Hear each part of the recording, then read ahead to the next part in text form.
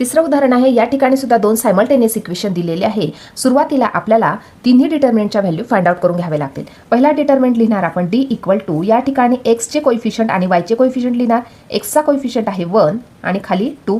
नंतर y चे coefficient आहे या ठिकाणी 2 आणि -3 इक्वल टू. आता याची आपण व्हॅल्यू फाइंड आउट करणार क्रॉस मल्टिप्लाय करून या प्रकारे. 1 मल्टिप्लाय बाय -3 -2 मल्टिप्लाय बाय 2. बघा 1 इंटू -3 केलं तर -3 -2 2 जा 4 इक्वल टू -7.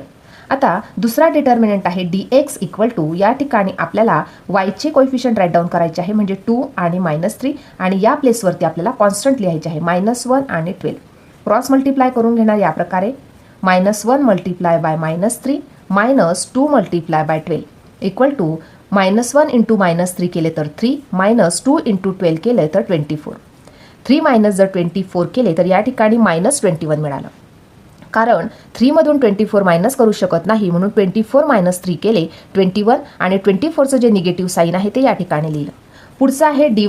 या ठिकाणी x चे कोइफिशियंट राईट डाऊन करणार म्हणजे 1 आणि 2. बघा x चा कोइफिशियंट 1 आणि या ठिकाणी 2 आणि या प्लेसवरती हे जे कॉन्स्टंट आहे ते आपण लिहिणार आहोत.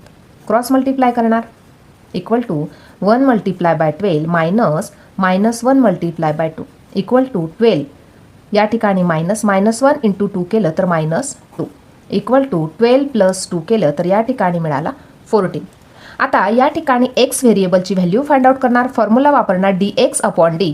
dx ची व्हॅल्यू आहे -21, d ची व्हॅल्यू आहे -7 इक्वल टू, दोन्ही निगेटिव्ह साईन कॅन्सल झाल्या. 7 1 जा 7, 7 3 जा 21 म्हणजे या ठिकाणी आपल्याला x ची व्हॅल्यू मिळाली 3. y व्हेरिएबलची व्हॅल्यू फाइंड आउट करणार. फॉर्म्युला आहे dy upon d equal to, dy ची व्हॅल्यू आहे 14 आणि d ची व्हॅल्यू आहे -7. 7 1 जा 7, 7 2 जा 14 इक्वल टू, ही मायनस साईन होती म्हणून -2 आपल्याला मिळालेला आहे. आता या ठिकाणी दोन्ही व्हेरिएबलच्या व्हॅल्यू मिळाल्या म्हणून सोल्युशन लिहिणार. या ठिकाणी solution x, y equal to 3, -2.